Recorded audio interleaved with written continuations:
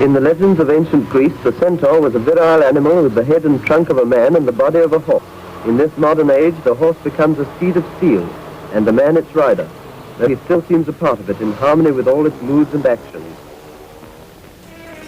Those who keep an eye on sporting news will need no reminder that British motorcycles have proved themselves supreme again and again in important events at home and abroad, though now the foreigner is beginning to fight back hard.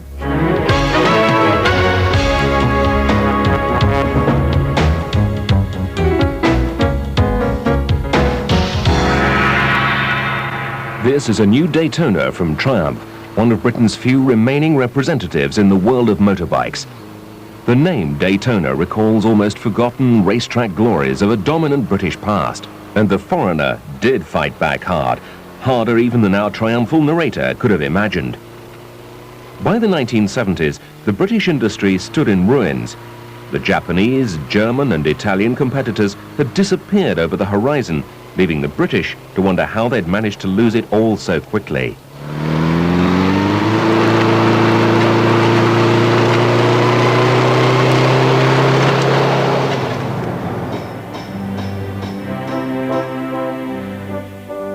When these pictures were taken in the Rover factory in 1913, it was the French who were passing on the crown of world leader in automotive technology, and it was Britain who stood in wait. It was mainly in the Midlands of England that this victory was won, casting crankcases as seen here, where Rover were pioneers, and mastering the art of the internal combustion engine was a wholly different challenge from their traditional crafts of pottery, mining and heavy industry, but ones at which they proved themselves supremely adept.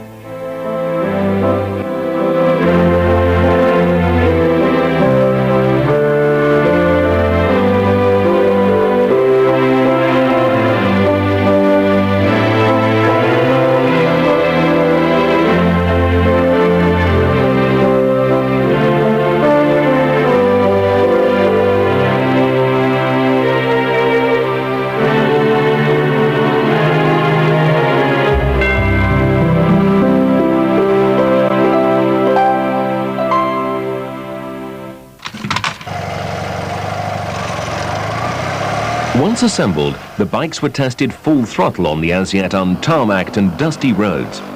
Roads that, with only a drop of rain, could soon become quagmires. Fine for a horse and cart, but more difficult for a motorbike. The date, 1913, when this film was shot, is significant. It was 1 year before the outbreak of the First World War, after which the relationship between man and machine would change irrevocably.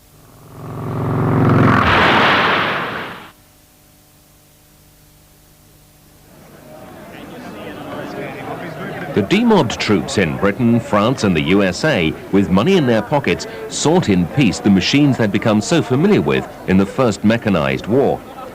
The veil of mystery had been lifted from the combustion engine, and starting at around £70 new, it was the motorbike that was within most people's price range. This is the Forces event at Brooklands, the legendary but long-dead banked circuit in Surrey, southern England.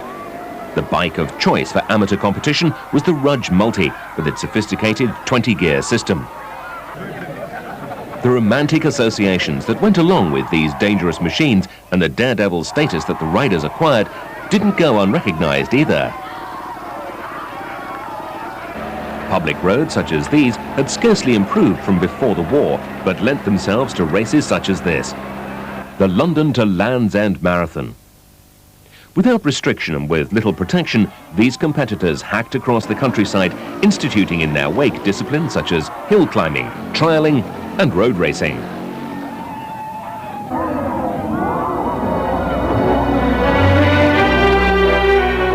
In the USA, the competition was as fierce, and it also drew huge crowds to watch as riders attempted perpendicular hillsides on their massive but simplistic V-twins. These bikes, after all, evolved out of the need to cope with the rough terrain and colossal distances that Europeans were mostly strangers to. During the 1920s and 30s, it seemed that the whole world was becoming intoxicated with the thrill of speed, and nowhere was this more true than in Britain. Flight Lieutenant Stainforth of the Royal Air Force captured the Schneider Trophy for Britain, thereby becoming the fastest man in the skies, whilst Malcolm Campbell in Bluebird set new world records for the fastest man over land.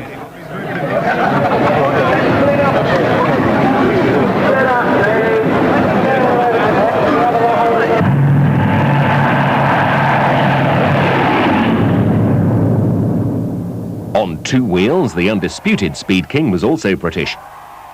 Here is Joe Wright, wearing his streamlined crash helmet and going out on his big supercharged machine on Southport sands in an endeavour to recapture the motorcycle maximum speed record, held by the German champion Ernst Henner. But Joe's engine wasn't happy, and the best he could manage was only 136 miles an hour, 15 miles an hour below the German record. We say only 136, but that isn't exactly a crawl, is it? This is another record-breaking machine. In the early 30s, Great Britain always within holding the world record. This is Joe Wright's 1930 1000cc supercharged Excelsior. He didn't actually break the world record on this machine. He took it to the Tot Autobahn in Hungary. Can you imagine getting yourself from the UK to Hungary in 1930 with your gear and equipment? He only did one good run at 163 miles an hour, which is way above the world record, but on the way back it melted the back piston, and he ran out of time and the weather was against him. Joe Wright was a great world record breaker for the UK and held the record for many, many years.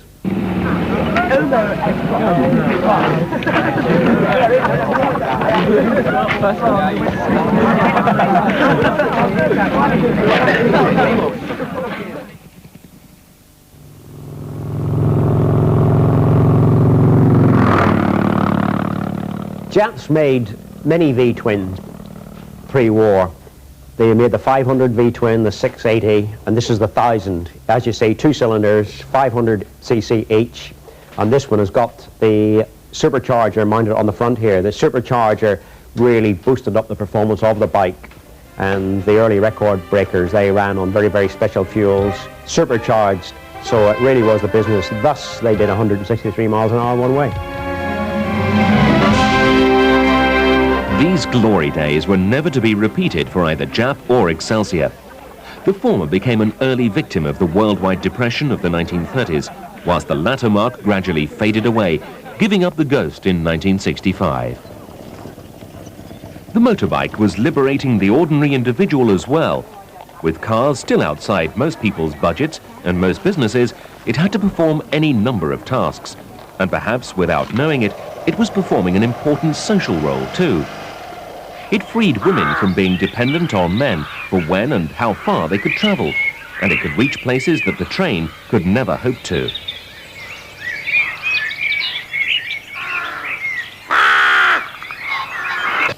The British landscape was being opened up and explored, and there were very few corners of it that didn't yield to the inquisitive bike. There were attempts to compete with the burgeoning popularity of the bike. This is the invention of one Professor Zachka of Berlin, a tubular steel and canvas car that the professor claimed could be assembled in 4 minutes.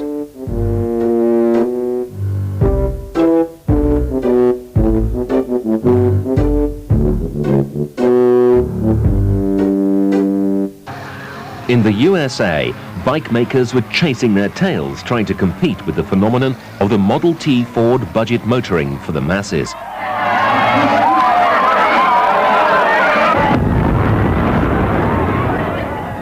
If ever the many bike makers who went to the wall had dreams they wished could be fulfilled, they must have looked something like this.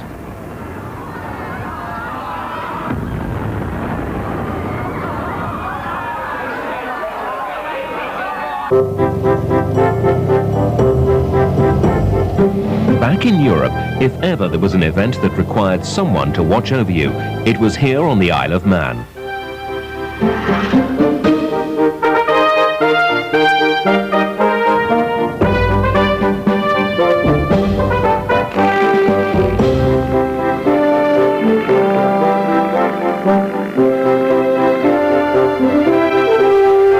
Tourist Trophy's reputation for carnage remains unequalled, with many riders refusing to compete, calling it simply too dangerous.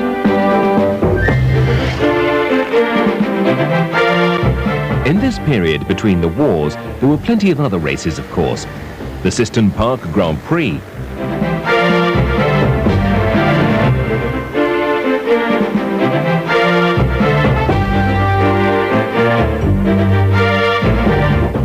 Brooklands too. I'd have you know that Brooklands is not only for the strong, silent thing, far from it. So here we have much sterner stuff, riding real he-men's 100-mile-an-hour machines.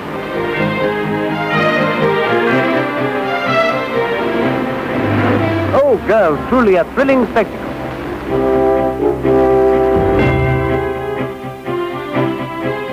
And Donington Park. On the continent, they raced through public parks in Hanover, Germany.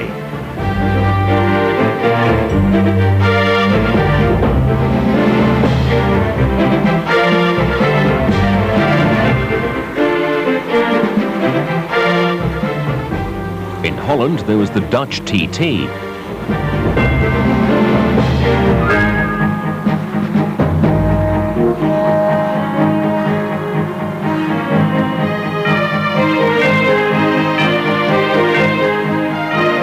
And Northern Ireland held the fastest event in Europe, the Ulster TT.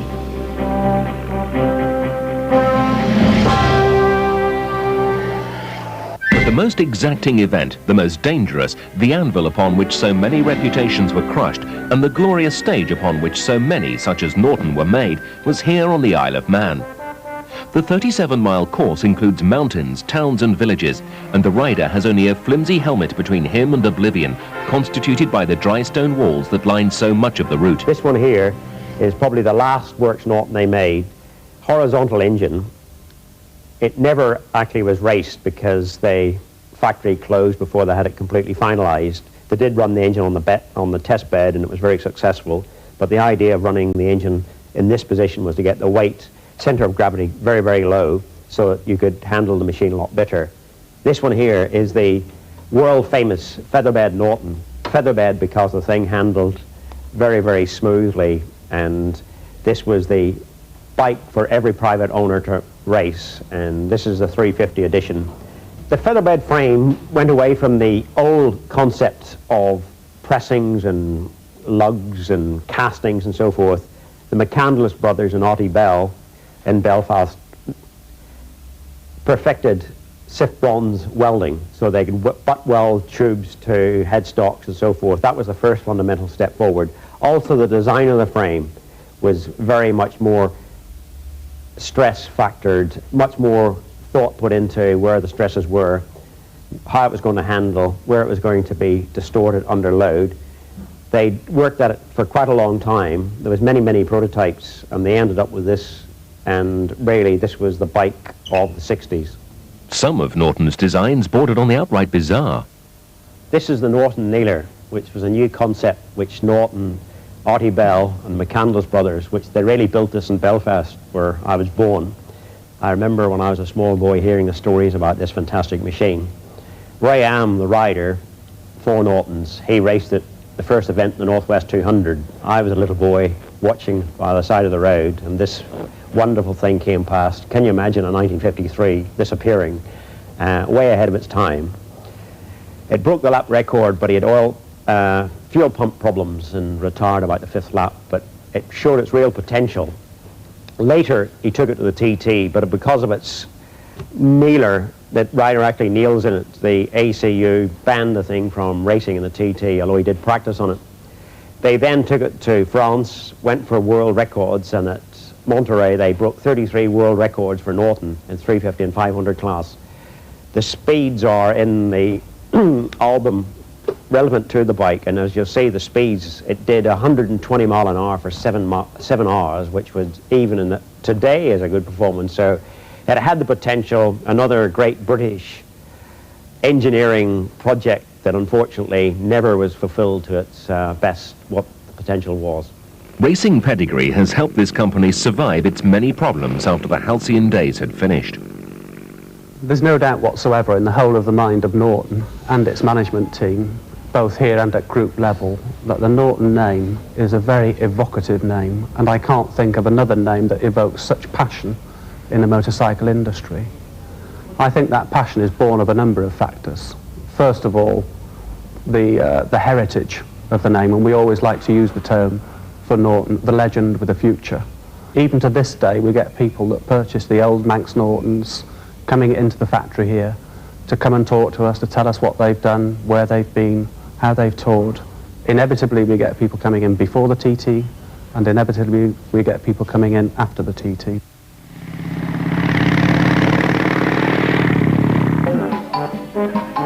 For the ordinary person, their sport was a long way from the rarefied and intoxicating atmosphere of the TT circuit.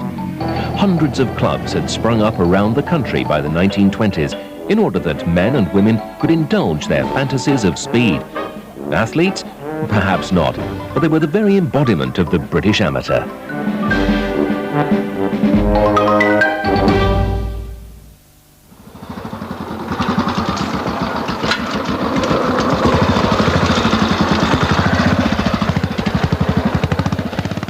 For some people, though, trialling had a more serious intent.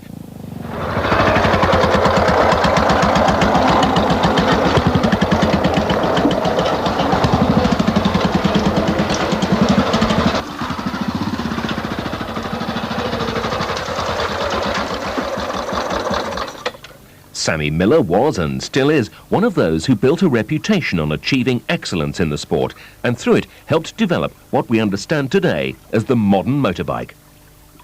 I joined Ariel's in '57 with the very, very standard 500 HT5 Ariel, and with my road racing experience started to work and develop it. And after a number of years, it became the world's most successful trials bike. You probably noticed how it grips and how the engine is so strong at the bottom. It's not a revving engine, it's a very, very strong engine. It pulls right down to nothing, and you can, with throttle control, you can almost leave the clutch alone and it'll really pull. It was an ideal opportunity for the manufacturers to also manufacture this for trials riding and trail riding, so people could really have a comfortable low speed ride without a lot of revs, the way all the Japanese bikes do today.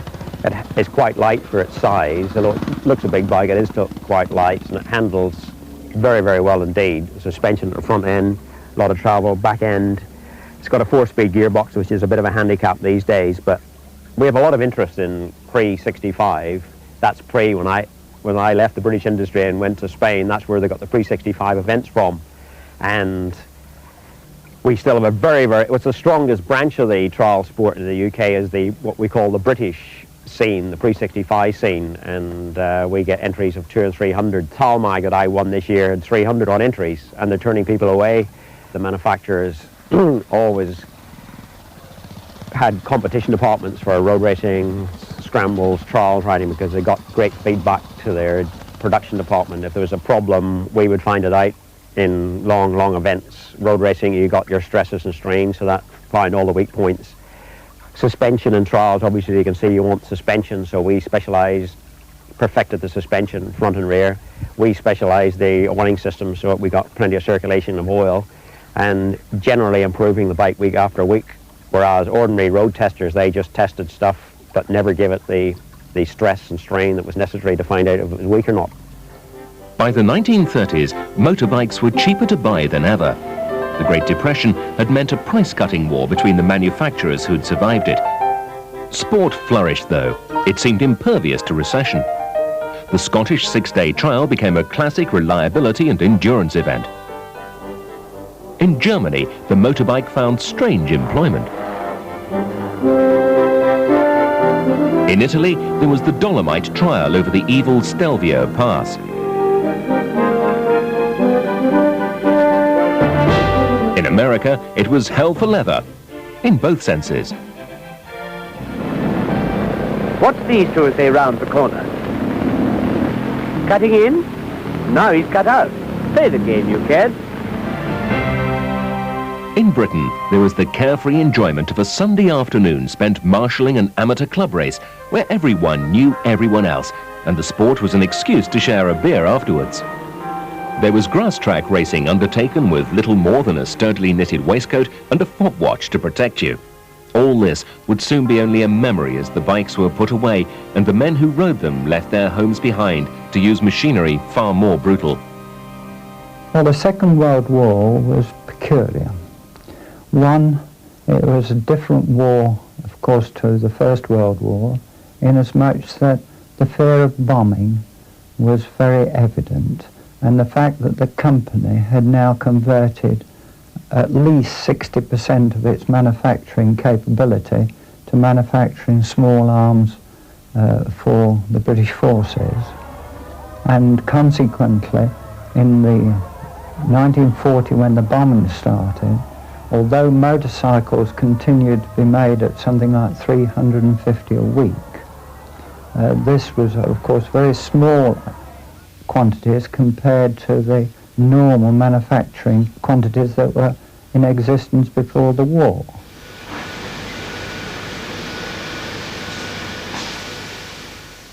And of course bicycles were still being made, but again and everything was turned over, the majority of the factory, and of course the dispersal units, and during that period we were employing something like 40,000 people during the Second World War.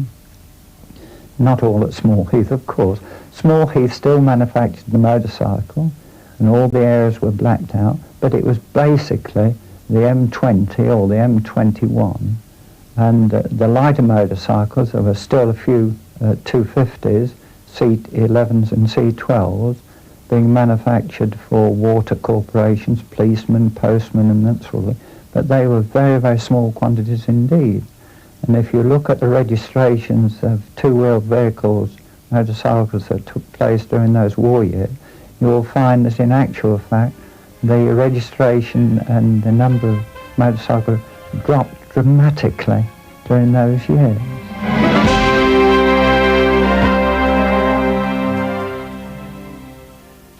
We were beginning in the early period of the war to see changes in the materials that we could use for various gun parts.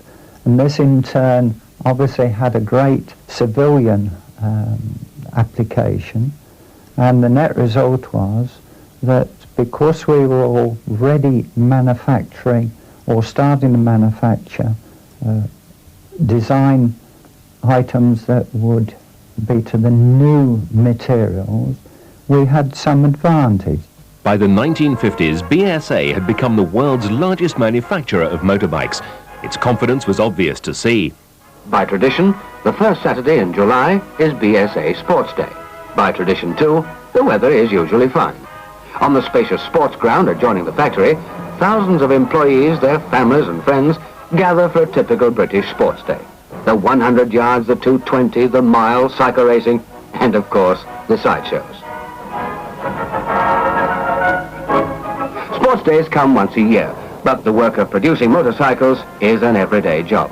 It starts in the smithy, where generations of smiths, blacksmiths, have worked heating metal and hammering it into shape. Today, using drop hammers that can be controlled to deliver a blow of several tons, or one as light as a feather.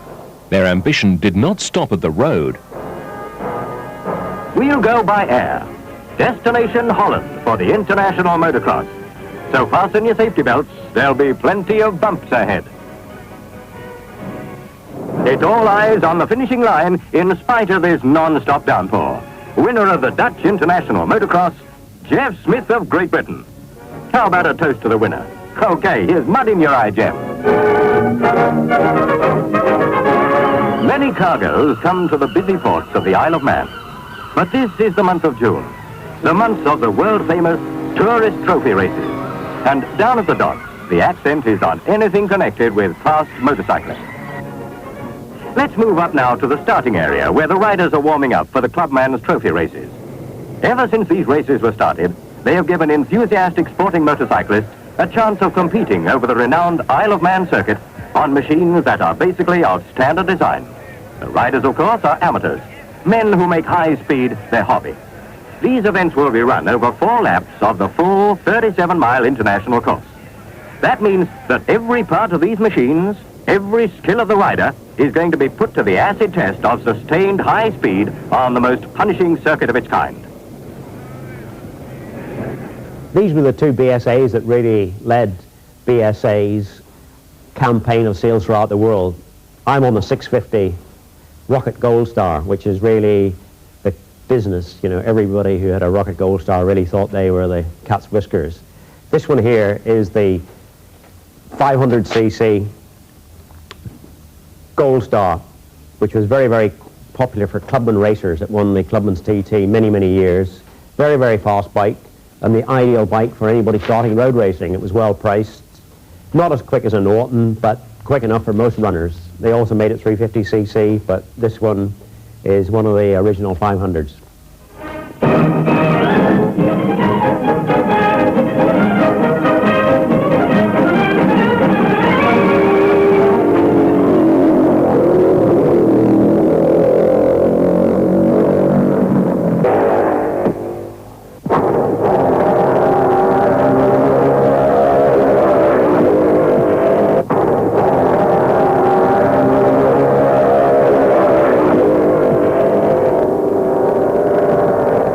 Mountain section to the 34th milestone at Kate's Cottage. Then comes the half-mile drop to the right-hander at Craignabar with Hilberry Corner ahead. Hold it, hold it. There's number 34, Phil Palmer. Grab your stopwatch. This is going to be a really close finish. Phil Palmer tails full bore towards the finishing straight. There's seconds in it, only seconds. The result comes through. Winner Phil Palmer, BSA, Gold Star, average speed 81.83 miles an hour. Second, Desmond Wright, BSA, with a record lap of 83.05. Third, Jim Davey, BSA, 81.66. Fourth, A. Bowie, BSA, 81.56. Here's one for the winner. It's a good one, and brother, he deserves it. Back at the factory, it was a less glamorous bike that was ensuring the company's financial stability. Many thousands of BSA motorcycles are in use in public service all over the world.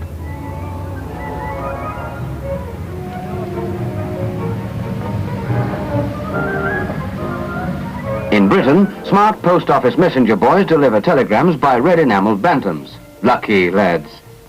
Probably there are more bantams running about all over the world than any other motorcycle. It came in reparation from Germany. It was a copy of a German motorcycle engine that was very successful. And it started as the 125 and started as a rigid frame. And this was in 46, 47. The first ones were announced. I think it was £88, if I remember, something of that nature. And we started those, and we started using, for the first time, female operators assembling the Bantam motorcycles at that stage. But BSA weren't the only ones enjoying success in the post-war years. Hughie Hancock's, then an apprentice with Triumph at its Meriden plant, remembers what it was like to be a part of that company. It was wonderful. As a young man, starting out at Meriden, it was the ultimate. You couldn't wish to work anywhere better. It was so nice, you couldn't wait to get up and go to work in the morning. If you were interested in motorcycles, there was no better place in the world to work than Meriden. And it gave you a real buzz, it really did, to know that you were part of this thing. And everybody was friendly. There was a wonderful atmosphere. If you walked down into the main production areas, it was so bright. The smell, the oil, the petrol, the smell of the new paint, the tyres, the rubber. And the people were always laughing, they were always shouting. The destinies of BSA and Triumph were intertwined, of course. In 1951, BSA had bought Triumph for £2.5 million. But guarding the latter's interests in this turbulent marriage was the legendary designer Edward Turner. Edward Turner was, I've always likened him to captain of a big ship. He held awesome power, he really did. He was a martinet, he was somewhat of a bully. He knew what was going on, he knew what he wanted. People couldn't easily sway him from his beliefs. I think that the factory ran a lot better under the auspices of Mr. Turner than it did later on when he wasn't there. His designs were responsible for so much of Triumph's success. The Tiger 100 and 110, the Trophy and the Thunderbird. but there were flaws inherent in the union of these two great companies, and Edward Turner would retire bitter, angry, defeated. In 1951, Jack Sangster sold for $2.5 million the Triumph motorcycles to the BSA grouping, done the small arms, obviously. And there was a interchange then with Sangster joining the Small Heath parent board, and a look-see, but it was certainly not in those early years. They were both left basically to carry on making under their own mark, under their own arrangements. I think we were okay. Triumph were okay in the early years, 53, 54, 55, 56, 57, up until I went in the army. There wasn't too much interference from BSA because they'd got good sales themselves. Like I say, when I came out of the army in 59, we had there was a distinct difference. There was a different feeling in the factory, and I can't put my finger on it really, except to say that things had become strained. There was the old, the happiness had gone. And I think in 59 we started to feel the influence of BSA. We started to feel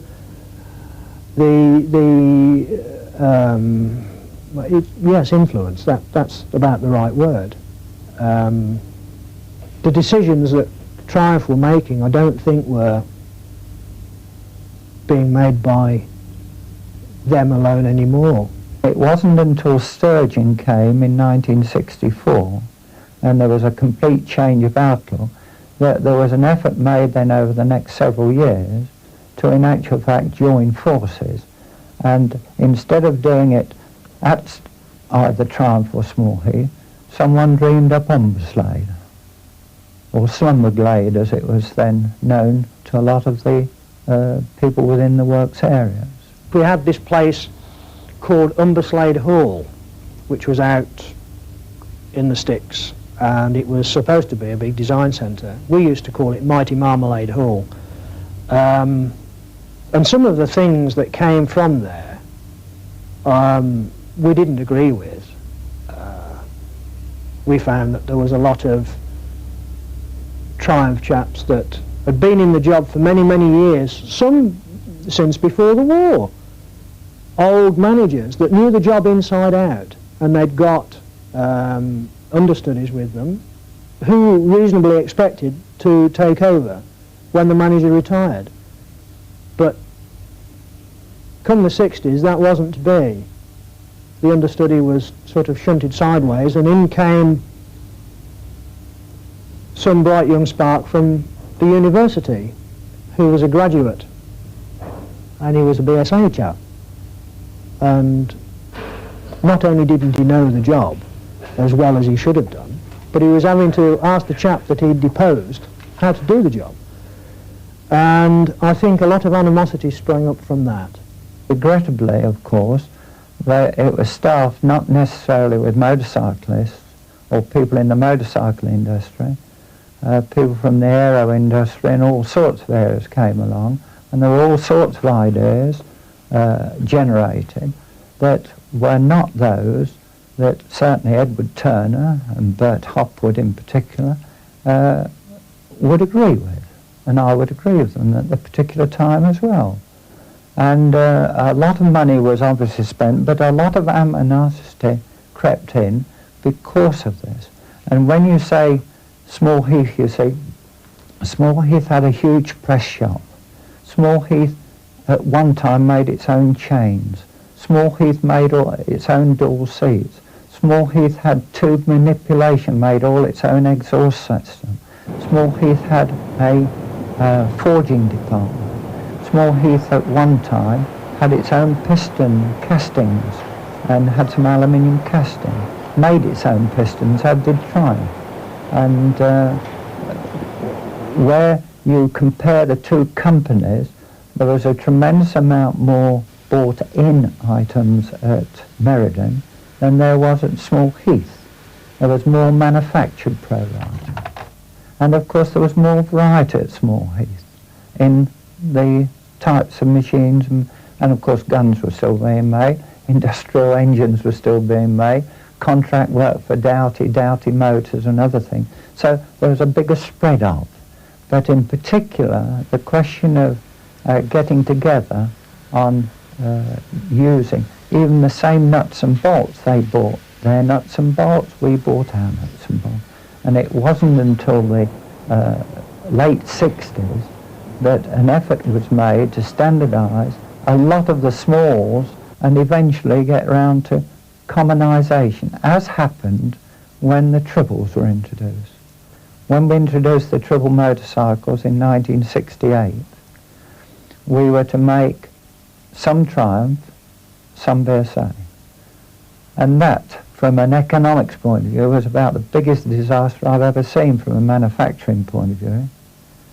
You had a complete new crankcase of 7 split parts to make for the Triumph one, because it was upright, and the BSA one was angled at 15 degrees. And you can imagine, to make 300 engines a week, half of them out of one grouping of castings, the economics of it was horrendous. One bike, the Triumph Cub, seen here on hunting duty in the USA, has a history which amply points up the chaos of these years. The Cub did very well. It was always a good seller. Super little bike. I had one from, I've still got one. It's over there. Rode it for many, many years, backwards and forwards to work. The problem that we had was that the Cub was such a good seller. And I think by the mid-60s, BSA were in trouble with the sales of their Bantam. The Bantam had reached the end of the line. It was what we used to call a stinky two-stroke. The Cub was a nice little four-stroke that had a good turn of speed, good fuel consumption, and it looked like a big bike. And obviously BSA now controlled us. So what they did to give the BSA chap something to do, basically they took the Cub away from Meriden. And they said, right, it can be built at BSA. Well, that was okay for the first 12 or 18 months. As is usual, if you machine something elsewhere, or you take an item off production and you take it somewhere else to be built, there's always going to be problems. And there were problems in 67, 68, hiccuping problems, because different people were building this engine that had been built at Meriden since 1954. When you're machining, there are certain little nuances, little things that you have to do, and obviously you can't pass all these things on to the guy that's going to do the job after you. It all comes with experience. But what happened then was the Bantam was phased out.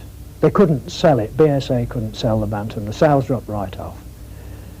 And in their infinite wisdom, they decided they were going to knock the Cub on the head, throw the cycle parts away, basically, and fit the Cub four-stroke engine into the Bantam frame and call it the Bantam Cub, which was a mishmash of two models, and quite honestly, it just didn't sell. It just didn't sell. It didn't look right. It looked horrible to start with. It wasn't a well-balanced little bike anymore. Oh, I know there are some riding about now, and some people swear by them, but it wasn't the Cub as we know it. And to a certain extent, it lost its identity, and I think that's why dealers really didn't want them. They didn't want them anymore. During all this infighting and bickering that was tearing the British industry apart, the future king, having already sewn up the smaller utility market, was waiting to assume his crown in the larger arena. Nobody had ever seen anything like it or heard anything like it. The noise. We used to have a radio in the workshop in June so that we could listen to the TT races. This is when the BBC used to put them out, regular broadcasts from the Isle of Man. And we were too used to hearing G50 matchlesses and Manx Nortons, the old singles, and then suddenly this ear-splitting yowl of a Honda 4 or a 6, and it was so different. And I think that's what turned the tide then. The kids wanted what they were watching Mike Hellwood ride. And they were little bikes. I remember going home on my 500 Tiger 100 going down the A45, and this little silver thing flew by me so fast and so quiet I couldn't believe it. It was a 250 Bentley or something. We went by and, oh, good God, what was that? By the end of the 1960s, company bosses in Britain were searching desperately for excuses and in vain for solutions. Arrogance and complacency were high on the agenda, though. This is Eric Turner, no relation of Edward, head of the BSA Triumph Combine in 1969 on accusations of such. Absolutely wrong, yes. Quite an ill-informed comment. We have known that the Japanese would be coming into the bigger market. They have, in fact, paid us the signal honour of trying to copy some of our machines. They copied our three-cylinder. They've got some of the machines that are on the market look very much like our own by appearance, so that I don't think that it's true to say that we've been caught on the hop. Dennis Poor, Norton's chief, was of the same opinion. Oh no, I think that would be entirely wrong. We've all known, those in the industry for some time, that these machines were on the stocks in Japan. We had some idea of the sort of form they were likely to take, but it should not have been a surprise to anybody that they came out at the time that they did. I think the fact was that there were too many people at Triumph that thought we couldn't be touched, especially on the big bike side. I mean, once or twice we had Japanese bikes in for appraisal, and what was said was really fatalistic on one or two occasions. We remember particularly one of the bikes that came in was a Kawasaki, and after it had been test ridden, the words, I think Percy Tate's words were, "This is going to knock us for 6." And I don't think anyone believed him. I don't think anyone believed him. We thought we were impregnable. Of course, we were sending 95–96% of our total output to the North Americas. A bit like putting all your eggs in one basket, I suppose. You're okay until the handles come off the basket. That's it. The Japanese had advantages, of course. A massive home market, import restrictions, huge government investment, and brand new machinery, a legacy of the Marshall Plan. The invention of the Mini didn't help the British market either, but what no one had guessed was that the Japanese were superb engineers as well. The British industry in its old form was finished. Simple consumer economics had dictated that, even though some were still unwilling to recognize the facts staring them in the face. Anybody that comes in new is bound to nibble away a little bit.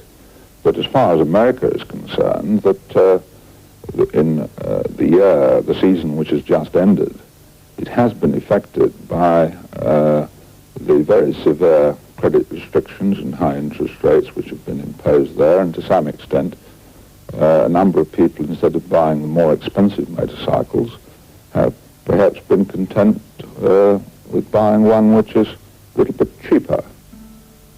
The British lurched on from one failed enterprise to another. Norton, Triumph and BSA were eventually combined, disastrously.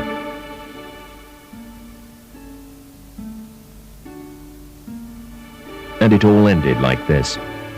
A grim rally at the Triumph factory, celebrating a magnificent past with the present already thrown away.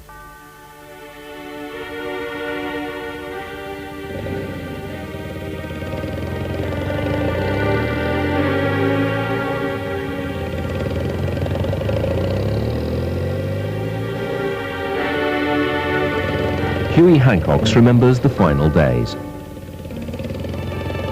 When I walked out in 1973, the feeling wasn't good. The workers had occupied the factory, they'd barricaded themselves in, we couldn't get in.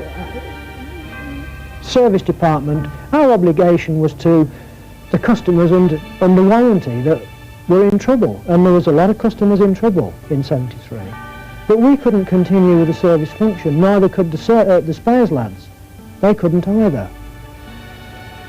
And I could see that basically it was all over. It was going to be a hell of an effort to continue working for Triumph. And we went over to Kitts Green to Macadam Lane, and I think I stuck it for about a fortnight, and in the end I said to John Nelson, look, I'm sorry, I've had it.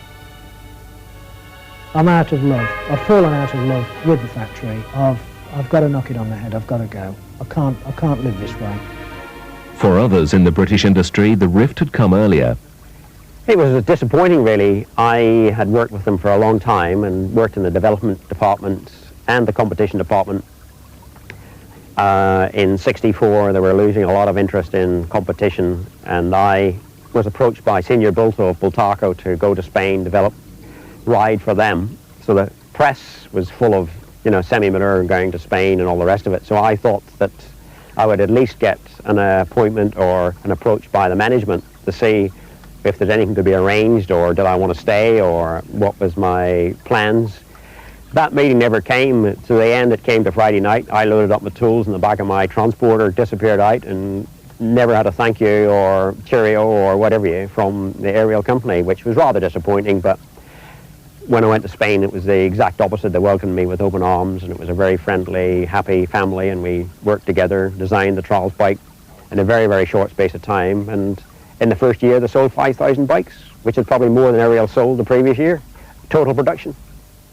By the middle of the 1970s, after the government had refused to pump any more money into British motorcycling, BSA for one slid into a terminal recession. The name lives on, however, in a modest fashion in a picturesque corner of Gloucestershire. Well, we aim at a market mainly aid-funded contracts in Africa, where the EEC or the World Bank or the Overseas Development Aid put up funds to supply a suitable vehicle for people working on health projects or food projects in Africa. And it is a condition of these contracts that they are supplied with a vehicle made in the area giving the aid, i.e. the EEC. So that's a particular niche that we are in. And we've supplied, on average, 500 to 600 bikes over the last 10 years per annum. Sunlit sports days seem a very long time ago, although there is a curious symmetry. We've become involved with the MZ company and have evolved an off-road bike with MZ for sale in Africa. And it's a happy reunion in a way, in that it was the Bantam engine which started life with MZ before the war and ended up at BSA as the biggest selling bike they ever had. Norton still exist, but also in much reduced circumstances.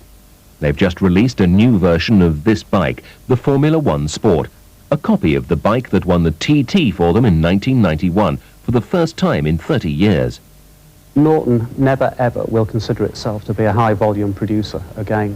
The old Commando motorcycle was in very high volume production relatively for the British industry. It's our intention to keep motorcycle production in the rate of between 1 and maybe 5,000 per annum over the next 5 years. And we will be aiming at high quality motorcycles for the discerning user, if I dare use the term niche market, where the guy that's got the disposable income is able to buy one of these machines, or the girl that wants to ride one of these machines will actually buy one.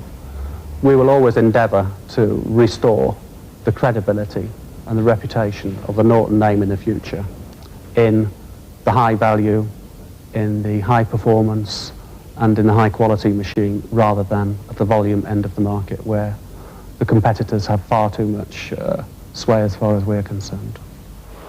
The secretive new Triumph organisation at Hinckley is taking that high volume route, but can it possibly succeed?